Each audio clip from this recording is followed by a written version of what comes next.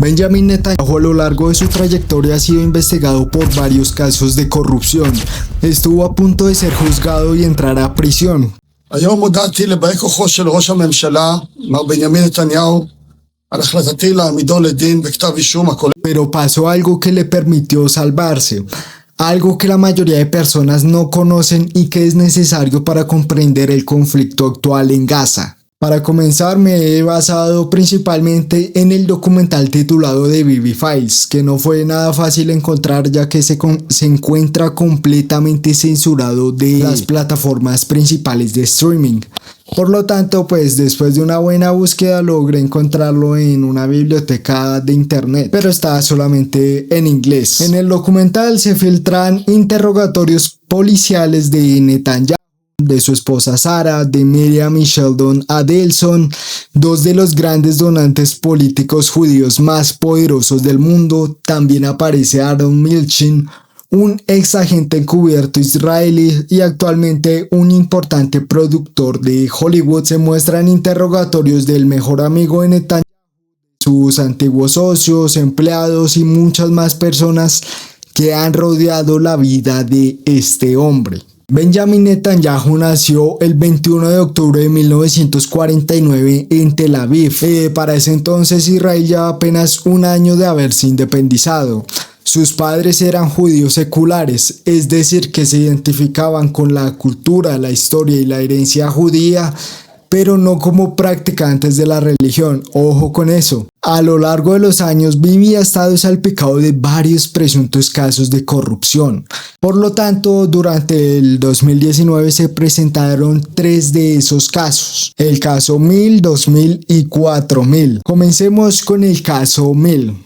O también conocido como el caso de los regalos, debido a que Netanyahu y su esposa Sara son acusados de fraude y abuso de confianza, porque recibieron regalos como botellas de champán, puros y joyas de parte del ex espía y actualmente productor de Hollywood Aaron Milchin y del empresario australiano James Packer. Sin embargo, pues estos regalos no eran del todo gratis, ya que a cambio Netanyahu presuntamente le ayudaron a Milchin a obtener una visa de Estados Unidos después de hablar con funcionarios del gobierno estadounidense.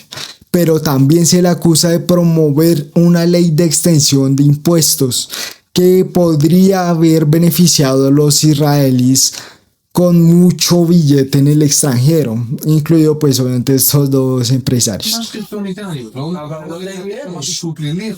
בדיוק, זאת השאלה, אם יש משהו, אנחנו בודקים, היה שם סוג של תעשייה שעד היום... שעוסקת במה? שעוסקת בוא נקרא לזה מתנות יקרות ערך, שאתם בכלל לא בכיוון, משהו אחר גם. ממי למי? בלי להגיד מה המתנות ואני אדבר על התקופות. מיליונרים כבדים לסער וביבי. El entonces fiscal general Avichai Mandelblit dijo que los regalos se entregaban constantemente, incluso hasta el punto en que Netanyahu y su esposa Sara llegaron a exigirle a sus amiguitos más y más regalos. El fiscal Mandelblit afirma que en promedio el total de los regalos estaban valorados en más de $186,000.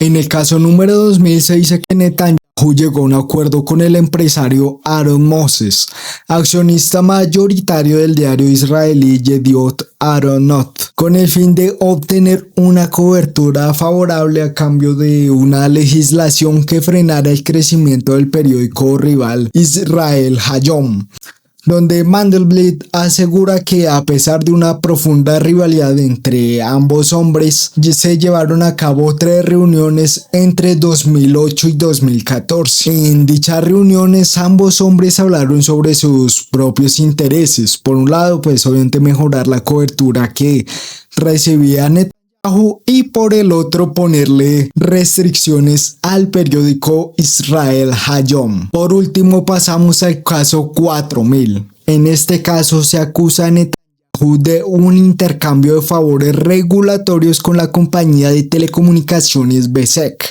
Nuevamente se le acusa de otorgar beneficios regulatorios a Shaul Elovich, pero en este caso por una suma de dinero mucho mayor. Se trata de beneficios regulatorios de entre 400 y 450 millones de dólares.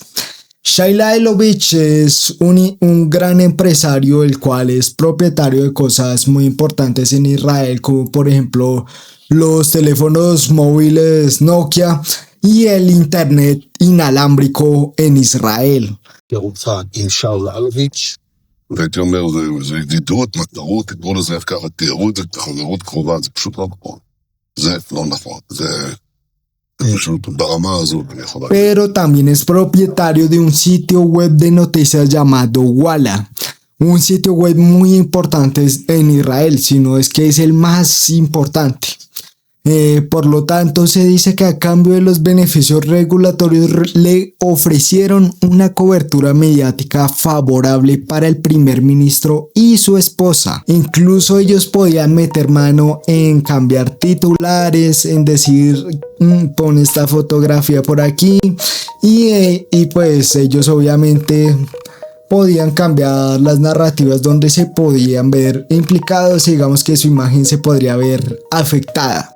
והניסיון להתערב בתכנים של וואלה נעשתה בכל פלטפורמה אפשרית. שיחות טלפון, מיילים, אס-אמסים, וואטסאפים, ובכל שעה. Presuntamente el encargado de hacer esto principalmente era el hijo mayor de Bibi, Yair Netanyahu, el cual desde muy joven fue conocido por su actividad agresiva en redes sociales. אתם לא מתביישים? שזה מה שאתם עובדים בעבודה שלכם? שזה מה שמשטרת ישראל עושה? 100,000 בתים לא חוקיים של ערבים, con unos ideales ultraderechistas, pues como el nene no tenía chamba, se dedicaba principalmente a ver noticias como un desgraciado, así como los que juegan LOL, pero de las noticias, a pelearse con los árabes, musulmanes, periodistas y en general con cualquier persona de izquierda. מהרגע שהוא מתעורר בבוקר, ועד, במשך כל הלילה. Pero también a mejorar la imagen de su padre, mostrándolo como un excelente hombre, como un gran padre y pues obviamente peleándose con el que no estuviese de acuerdo. El actuar de Yair en las redes sociales lo han llevado a ser demandado varias veces por difamación, y durante las investigaciones sobre Bibi, Yair adoptó una posición muy agresiva. Bueno, ya van a saber que en general la familia y mucha gente ahí pues siempre está a la defensiva.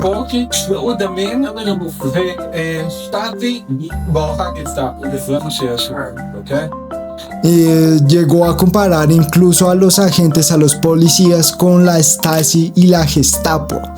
Pero esto es apenas la punta del iceberg de la cara del extremismo, porque Yair, a pesar de ser un activista y tener una convicción de extrema derecha, no se compara con las personas que les voy a nombrar más adelante.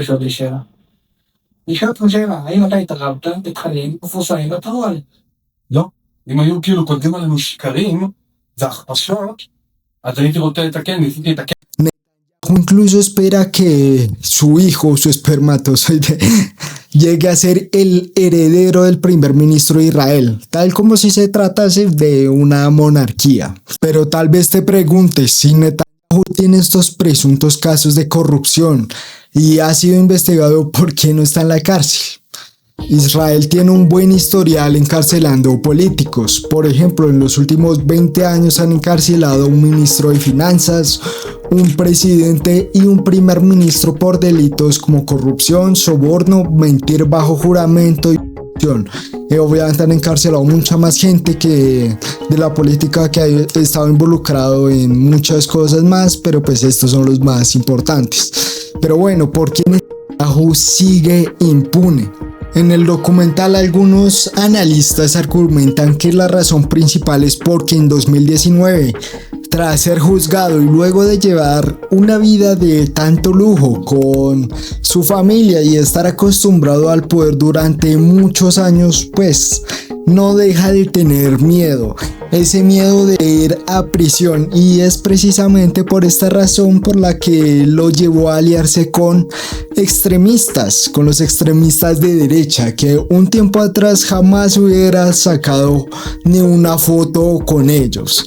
Por lo tanto, aquí es donde entran en juego dos personajes de extrema derecha con los que se alió Netanyahu. Se trata de Bezalel Smotrich e Itamar Ben-Gvir. Dos hombres con ideales muy cuestionables, los cuales les voy a explicar a continuación. Itamar Ben-Gvir es un político y presunto terrorista ligado al movimiento cahanista. Nació en 1976 en una pequeña ciudad a las afueras de Jerusalén. Proviene de una familia de ascendencia iraquí. Este man es el actual ministro de Seguridad de Israel. Ben-Gvir abrazó el extremismo desde una edad muy temprana. En su momento llegó a hablar sobre el apoyo al asesinato del primer ministro de Israel, Isaac Rabin, quien firmó los tratados de paz de los acuerdos de Oslo con los palestinos. Una vez, cuando era joven, por allá en octubre de 1995, fue filmado con un emblema del vehículo del primer ministro, donde él asegura que simboliza que, al igual que como él llegó a robarse ese emblema, los de estos grupos extremistas también podían llegar a Rabin. Lamentablemente, el primer ministro fue asesinado por un loco 3 semanas después. Fue por este y otros sucesos que no pudo ingresar al ejército. Le prohibieron ingresar incluso al ejército de su propio país. Pero eso es solo para que ustedes se den una idea. Ben-Gvir formó parte del partido Kach de Meir Kahane. Fue condenado en 2007 por incitación al racismo y apoyó a una organización terrorista tras exhibir una pancarta que decía: "Expulsemos al enemigo. Kahane tenía razón". Kach fue un movimiento político religioso judío ultranacionalista y racista fundado en 1971 por el rabino Meir Kahane, un extremista nacido en Estados Unidos que emigró a Israel. El movimiento proponía un control judío en todo el territorio bíblico de Israel, con la expulsión forzosa de todos los palestinos y árabes que vivieran entre el río Jordán y el mar Mediterráneo. Su lema era: un estado judío para los judíos y solo para los judíos. El grupo consideraba a los árabes como enemigos eternos y justificaba su expulsión o eliminación por motivos bíblicos y de seguridad. Este movimiento fue toda una locura porque llegaron a cometer actos terribles. Por nombrar alguno rápido, en la década de los 80, miembros del Kach atacaron tiendas y mezquitas palestinas, quemaron autos y realizaron ataques con piedras y cuchillos. En 1994, Baruch Goldstein, un médico israelí y ex miembro de Kach, asesinó a 29 fieles musulmanes e hirió a más de 100 dentro de una mezquita en Hebrón. Este ataque marcó sin duda alguna el punto más sangriento de la ideología cahanista, tanto así que el gobierno israelí prohibió oficialmente Kach como organización terrorista interna. Ben-Gvir, como era de esperarse, se declaró admirador de figuras como Baruch Goldstein y Meir Kahane, pero también ha afirmado repetidamente que los palestinos deben ser reubicados o expulsados de Gaza. Por ejemplo, en 2024 proclamó que quería toda Gaza y promover la migración y los asentamientos allí. Estas posturas han sido condenadas internacionalmente. En 2022 fue filmado blandiendo una pistola frente a manifestantes palestinos. Pero ojo, porque esto no acaba aquí. De hecho, durante las celebraciones del Día de Jerusalén, Ben-Gvir dijo que su política es que se le permita a los judíos llevar a cabo sus rituales religiosos en el monte del templo sagrado. Su sueño es destruir la mezquita de Al-Aqsa y reconstruir el templo judío en el monte del templo, que es el centro simbólico del conflicto mundial entre el judaísmo y el islam. Por otro lado, Bezalel Smotrich, el actual ministro de Finanzas, es un colono mesiánico que nació en los altos de Golán, ocupados en 1980. Ahora vive en Cisjordania ocupada y ha pedido repetidamente que los colonos israelíes regresen a Gaza. En su posición actual como ministro de Finanzas, está usando su autoridad para detener el pago de impuestos que pertenecen a la autoridad palestina y continúa impidiendo el ingreso de trabajadores palestinos a Israel. Por lo tanto, las fuerzas de seguridad ahora están alertando sobre el colapso de la autoridad palestina y obviamente las terribles consecuencias para la seguridad de Israel si se llega a dar este colapso. Todo esto obviamente mientras sigue saliendo el billete de Irán hacia Cisjordania con el objetivo de promover ataques terroristas. El Jerusalem Post informa que Smotrich comprende estas consecuencias y al parecer, como va la cosa, esto es lo que este hombre quiere lograr. Este man cree que los judíos tienen un derecho divino sobre la tierra que conformaba el Israel bíblico. No ha sido integrante de ningún grupo terrorista, pero sí colabora con partidos de ala dura como por ejemplo Otzma Yehudit. Bezalel incluso se ha autodefinido en el pasado con insultos como Pero aquí no acaba la cosa, porque también apoyó políticas extremas, como dividir la maternidad para judíos y árabes en hospitales. Por lo tanto, aunque no exista una conexión específica de terror contra este hombre, su agendar mesiánico y expansionista, donde se rechaza cualquier estado palestino y se nota el apoyo hacia colonos agresivos, lo ubica en esta órbita de la ultraderecha religiosa israelí.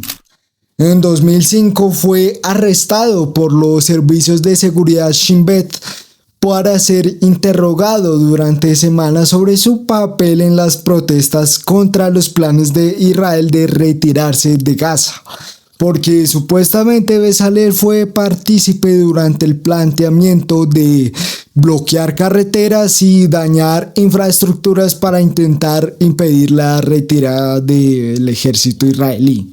Entre sus declaraciones más polémicas se encuentra la afirmación que hizo en marzo de 2023 en París, donde dijo que el pueblo palestino no existe y que es un concepto inventado. También aseguró en esa intervención que no hay historial ni cultura palestina legítimas.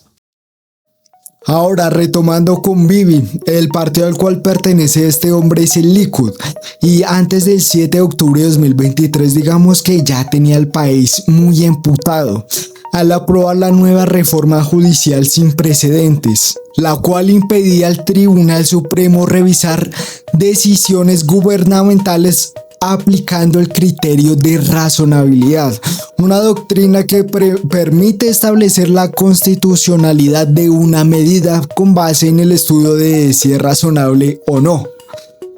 O sea, una doctrina que le permitía a Netanyahu esquivar al Tribunal Supremo de Israel y seguir su vida como si nada, tranquilito. Por lo tanto, muchas personas al darse cuenta de esta jugada salieron a protestar de forma masiva.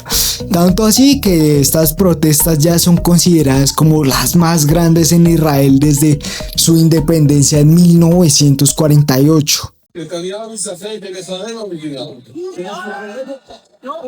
El país se encontraba más dividido que nunca, lleno de protestas porque claro, este hombre pretendía limpiarse y seguir como si nada en el poder. Es en medio de este caos interno que tristemente pasa lo del 7 de octubre con el ataque de Hamas. Este grupo Que a su vez Benjamin permitió que Qatar le transfiriera millones de dólares desde 2018.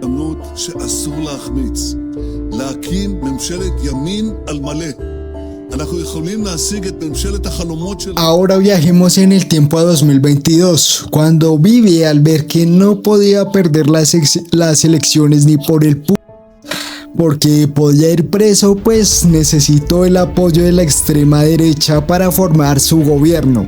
Smotrich y Ben Gvir habían unido sus listas, la del sionismo religioso y Otzma Yehudit, donde lograron 14 y 6 escaños respectivamente.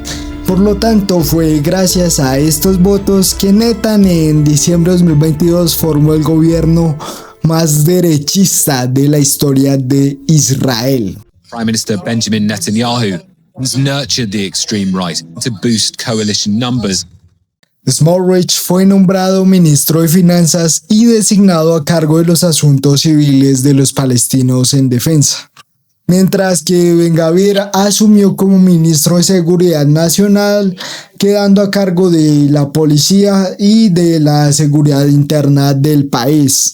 Sin estos dos hombres, esta coalición de Bibi no sería posible, pero han advertido que pueden abandonar el gobierno si no se cumple nada de lo que ellos dicen.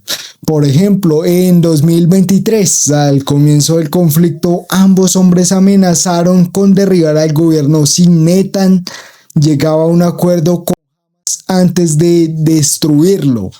Es por esto que prácticamente Netanyahu está sometido a estos dos compadres, porque si no cumple lo que ellos le dicen, pues Bibi puede quedar un poquito muy jodido. En el documental en general, la posición del primer ministro en los interrogatorios, al igual que su hijo y su esposa, es muy evasiva. Siempre niega las acusaciones, tildándolas de absurdas, llama mentirosos a los testigos y repite que tiene cosas más importantes que entender. Por ejemplo, dice: yo cuento misiles, no botellas de champán. Según la producción, para casi todas las preguntas incriminatorias, él responde: no puedo recordarlo, a pesar de que es conocido por su gran memoria. Como que huele raro, ¿no?